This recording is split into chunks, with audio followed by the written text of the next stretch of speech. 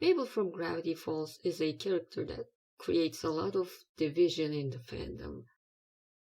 People think she's annoying, people think she's selfish, people think she's evil, people think that she should have died at the end of the show. I totally agree that she's evil, which is why I'll use this video to prove that to you. Season 2, Episode 4 of Gravity Falls, Sock Opera, or as people like to call it, the Gravity Falls episode that finally revealed Mabel's evil nature and called her out on it. I'll use this episode as the framing device of the first half of this video. It is one of the most liked and famous episodes of Gravity Falls, and for good reason. It is a really good episode. It's proof that even if Bill ended up this one-off, two-off villain, and this was his last appearance, he would have left an impact on the fandom. Because he's just so fun to watch. But this video is not about Bill, it's about Mabel and Dipper. But let's start by explaining what the episode is about. Dipper and Mabel have this super important laptop that they're trying to open. But turns out it has an 8-letter password. They have 0 clues as to what it just might be. Dipper says there's 7.2 million possible combinations, and I will believe him. I'm not gonna calculate that, but I do know that that means it's pretty much impossible to solve. At least for these kids it is. Mabel says she'll help him solve it, but then she gets distracted by this random puppet guy and falls in love with him. And suddenly, now she has to create a full puppet show in 5 days, for which she asks Dipper for help. But she won't help Dipper with the laptop thing until she's done preparing for the show. So during days, Dipper helps her with this puppet show, and at night, he tries to guess this password. And he's basically manually brute forcing this password, as in he's just writing random stuff and hoping it works. And then Bill shows up, tells him he can help him. Dipper refuses because he's Bill. Bill leaves for now. Mabel is almost done with the puppet show, but then turns out Puppet Guy has super high standards. So she takes back her promise to help Dipper and has to go back to working on the puppet show. This is the second time she took back her promise, which is inconsiderate. So weary, sleep-deprived Dipper goes back to trying to guess this password alone. And then, turns out the laptop says too many attempts and it will self-destruct after one more wrong guess. People say this was Dipper having a Bill-induced nightmare. It's likely, but it doesn't change the outcome. The outcome that is Bill returns and repeats his offer. This time, a very desperate Dipper is willing to listen, and Bill says he wants a puppet in return for his help. Dipper is hesitant to give up on something Mabel worked so hard on, and then the scene happens. Bill says Dipper's made so many sacrifices for Mabel, and Mabel has never returned the favor. And that's enough to convince him to make a deal with Bill. Turns out, oh no, he's the puppet. Yeah, who could have seen that coming? Not Dipper. That's not important. I mean, it is important for Dipper, but not us. Let me tell you something. The amount of people that watch this scene and go, "The demon that lies is telling the truth," it's so awesome. He is totally right about that. So what Bill does here is, that's like a common manipulation tactic. He takes one truth and then stretches it out with multiple lies. Is Mabel being selfish right now?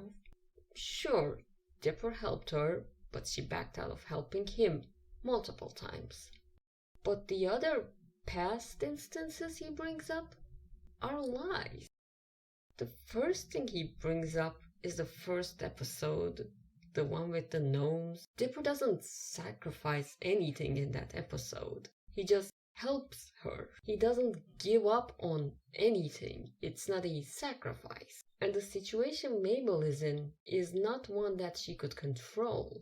A bunch of adult gnomes were trying to marry this child. I don't have to tell you that this isn't her fault. He wasn't helping her for her entertainment, unlike in this episode. The second episode he brings up is the time traveler's pig. So some episodes are more important. Well, not important to me, but to other people. So I'll go into more detail. This is one of those episodes that people bring up when they talk about just how selfish Mabel is. The episode starts at a fair. Dipper tries to win a toy for Wendy, but the ball ends up hitting Wendy in the eye, so he tries to get some ice for her. While he's doing that, Robbie asks her out, and she says yes. Luckily for Dipper, there's a time traveler running around. He steals his time travel device and goes back in time many times to retry winning the game for Wendy. At the same fair, Mabel wins herself a pet pig. So after some trial and error, Dipper comes to the conclusion that the only way for him to win the game is by getting Mabel's help. And Mabel says yes, why shouldn't she? But then turns out if she helps him, she ends up losing Waddles. So Mabel changes her mind and refuses to help Dipper. Instead, they get into a fight over this time travel device, and then things happen. They're not important to our discussion. What happens is that they end up in this timeline where Mabel indeed lost Waddles and Dipper won the game. But then Dipper sees how upset Mabel is over losing Waddles. So he decides to let her win. And as a consequence, Wendy and Robbie start dating. Dipper doesn't sacrifice anything in this episode. He just takes something and then returns it. That's not a sacrifice. That's not even helping. There is an argument here. Okay, it's more like an opportunity for Mabel to make a sacrifice. And she doesn't do this tiny favor for him. But what would Dipper have gained here? He would have prevented Wendy and Robbie from getting together at that moment. And that's it. He wouldn't be any closer to dating this high schooler. He wouldn't even prevent the two from dating entirely. He would have delayed it at best. What would Mabel have lost? Her new pet. You can't blame her for not making the sacrifice. Dipper's gain would have been so small in comparison. You could argue that Mabel would have been the selfish one if Pacifica ended up getting Waddles and ate him, most likely. The third example is the Mermando episode. And it is the only one where Dipper makes a sacrifice.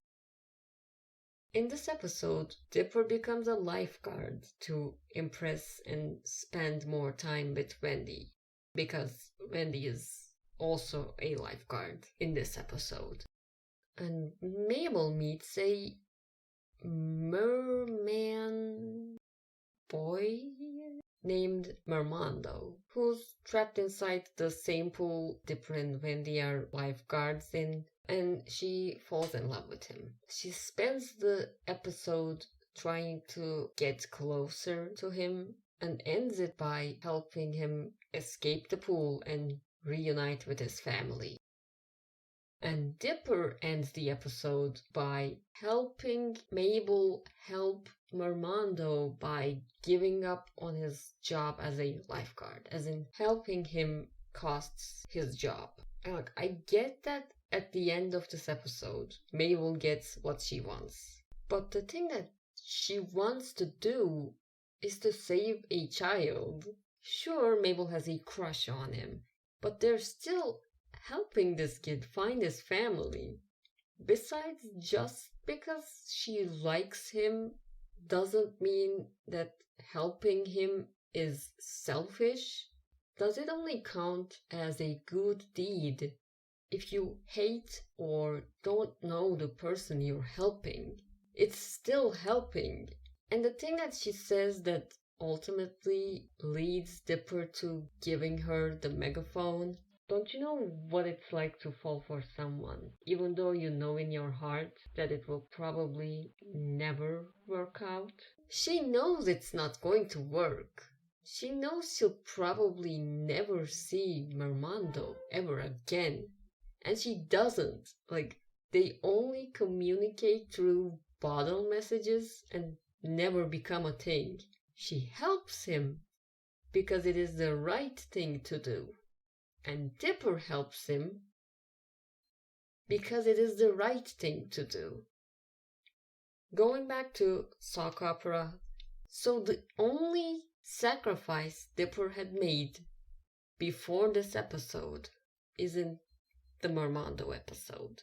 The only other sacrifice that I can think of that Bill didn't bring up is in the first season finale, when he risked his life trying to save his sister. But I guess Bill didn't bring that up because then she ended up saving both their lives. But that's seriously it. There is no other instance of him sacrificing anything. In The Hand That Rocks the Mabel, Dipper helps Mabel by rejecting Gideon for her. But again, there's no sacrifice here. It's a favor. They don't know Gideon is dangerous, only that he's pushy. In fact, when Mabel goes back to Gideon, she just goes to talk to him. She doesn't actually know that he's just about to kill Dipper. But again, if he brought that up, he would have to admit that she did in fact save him. In Irrational Treasure, he offers to help Mabel by discovering the Northwest's secret. But again, that's helping. It's not a sacrifice, and it's like a mysterious adventure, so he likes that element, and he also hates Pacifica. In Little Dipper, he takes Mabel's status as the taller twin, and then gives it back again, similar to Time Traveler's Pig episode. It's not a sacrifice. He takes something and then gives it back. In Carpet DM, he wins himself his own room, but then decides he likes sharing a room with his sister and returns. That's just siblings fighting and then reconciling. And finally, in Gulf War, the episode that is right before sock opera, he just again helps her. There's no danger. There's no sacrifice. They just go mini-golfing to cheer her up. If we count just spending time with your sibling doing something that your sibling likes, then Mabel also does that. Okay, back to sock opera. So Bill is lying. So the first half of the puppet show goes well. During the break, Dipper goes to Mabel in puppet form and he asks for help. At first, she hesitates to help. She doesn't want to ruin her puppet show. She wants to wait until the show ends. And that's bad. Her brother could die, but yeah, then she's convinced and helps. But asks Dipper to take over the puppet show. that's not a bad thing. If there is a way to both keep the puppet show going and help Dipper without getting into more risks, then why not take that route? He is a ghost. He can play with puppets. So why not let him help with the puppet show? That makes sense to me. Anyway, Bill shows up, asks Mabel for the journal, threatens to ruin the show if she doesn't hand it over. And Bill's speech about Dipper reminds her of Dipper's kindness to her during this whole episode, so she refuses to hand the journal to him and ruins her own show to fight Bill. People say that at the end of the episode, because Gabe, the puppet guy, turns out to be a puppet freak, Mabel's kindness in this scene is completely ruined. It doesn't mean anything. She gets what she wants all the time. But she didn't know he was a freak. She ruined her own show and helped her brother before she knew that. What happens after doesn't change her intentions at that moment. It doesn't make it less meaningful. And if it does make it less meaningful, going back to the Armando episode, Dipper giving up on his job as a lifeguard also means nothing, because at the end of that episode, Wendy was also fired, which was the only reason he had that job anyway. So then his sacrifice, which, may I remind you, was the only sacrifice he made before this episode, is also completely meaningless. And what about after the episode? Well, aside from the finale we'll get to, there's only one more episode where Mabel does something selfish to Dipper. And you can't guess which one. It's Northwest Mansion Mystery. This is the only other time Mabel does something selfish for her own entertainment, but nobody remembers. There's a 48-hour marathon of this ghost hunting show that Dipper really wants to watch. But then Pacifica shows up and asks Dipper to help her catch a ghost. Dipper doesn't want to help. He wants to watch this show, and also he doesn't like Pacifica. He agrees because Mabel and her friends really want to go to this party that the Northwests are having. Why don't people bring this up? I suspect that it's because the episode is really good. People don't care what Dipper wanted to do. So maybe Mabel is not insanely selfish, but she might still be evil in a more general, broader sense. Right?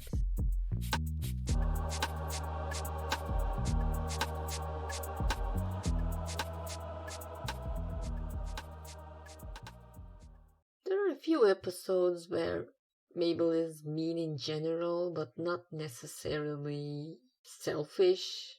These aren't in any specific order. Technically, this is also a selfish Mabel episode, but she's not selfish to Dipper, so it didn't fit with the previous segment. You get it. Yeah, she keeps those clone boys for herself for a while, and that's selfish. Look, I don't think we're supposed to take this as seriously as you think we should. There is an exact match of this episode with the Double Dipper episode, where he has his own clones and he creates them for fun, and then he kills them. And his life wasn't in any danger either. They were just going to keep him in a closet until the party was over. They even left him some snacks and a coloring book. If Mabel is evil for mistreating those clone boys, then so is Dipper. And she sets them free at the end, so it's all fine. The unicorn that lies is telling the truth, the viewers say. Hot take?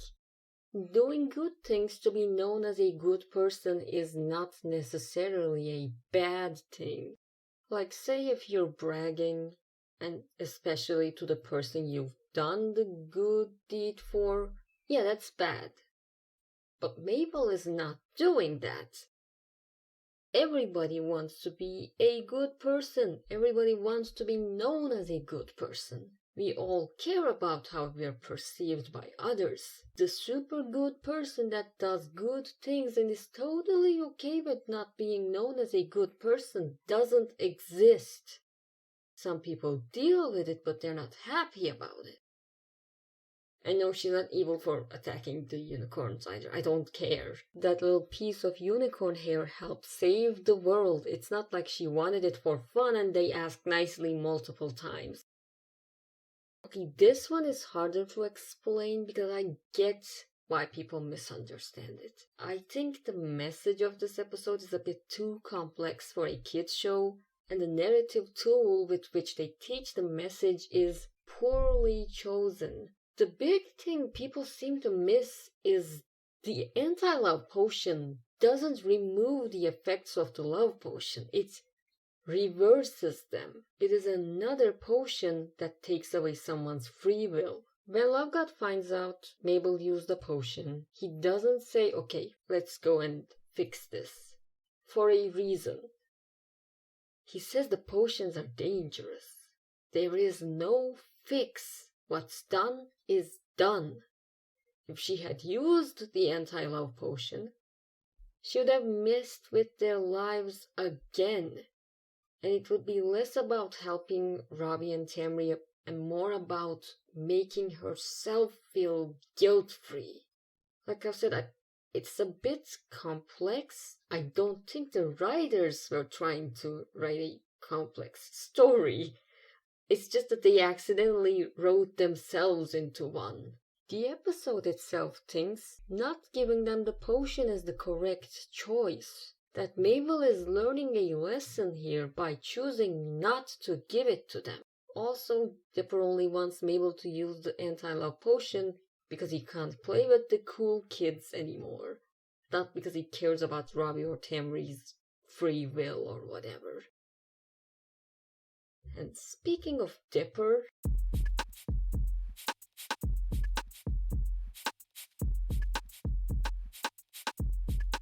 there are two episodes where Mabel makes fun of Dipper. The first one is Dipper versus manliness. In this episode, they go to the diner and there's this game where you can win free pancakes. The problem is that it is a game based on pure physical strength. Dipper thinks he can win. Stan and Mabel make fun of him. People straight up lie about this one and say she calls him not a real man, like she's misgendering him or something. No, she says he's not manly, and she's right. He's not manly. He's 12. He thinks he can win this game based on physical strength designed for grown adults. I'm sorry, but he's being ridiculous. If anyone's mean in the scene, it's Stan, because he brings up Dipper singing the Disco Girl song. Is the laughing excessive? Maybe, but it is nowhere near as mean as people say it is. He's being funny, and they're laughing at him. The second one is Little Dipper. Turns out Mabel is 1 millimeter taller than Dipper, and she teases Dipper about it all day, calling him Little Dipper or her little brother and such, which is what leads Dipper to using a size-changing device on himself. So the first thing is, do you know what a millimeter is? Because I'm assuming that there are a lot of Americans in the audience. Do you know what a millimeter is? It's about the size of a small ant. Dipper's insecurity is nonsensical here. After they're captured by Gideon, and they're sitting in this little jar thing, Mabel says Dipper is better than her at everything, and he always rubs it in her face. She says that she finally felt like she was winning at something for once. Dipper even says that he feels like a big jerk upon hearing that. Dipper is better than Mabel at many things, but the moment he hears that she's barely better at this one thing, he is immediately insecure and tries to change it by using magic. At the end, Dipper allows his twin to keep her extra millimeter, which makes him a very selfless brother. There is technically a third version of this in Bottomless Pit, one of the anthology episodes, where everyone makes fun of Dipper's voice, but it's a fake story Dipper came up with. I feel like people are projecting too hard on Dipper and forgetting the real context here. I know most of you aren't 12 anymore, but Dipper is. He is 12. Dipper is not supposed to be manly. He is not supposed to be tall. He's not supposed to have a deep voice.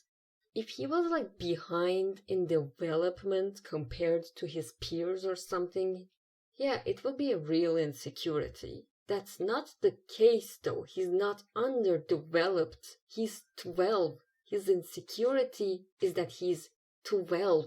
He doesn't want to be 12. He wants to be a super grown-up right now. Mabel's flaw is that she's 12 and she wants to stay 12. She wants things to stay the same. She's afraid of change. Dipper's flaw is that he thinks he is more than he is. He thinks he's stronger than he is. He thinks he's more mature than he is, more intelligent than he is, more capable than he is. And he isn't. I'm not saying he isn't strong or mature or intelligent or capable. I am saying he's not manly. I'm saying that he overestimates himself. He doesn't understand that he has some growing up to do. That's why he falls in love with an older girl. That's why he thinks he's so strong and manly. That's why he thinks he can solve an unsolvable password. That's why he thinks becoming Ford's assistant is an awesome idea. Oh wait, we didn't get there yet. We need to talk about...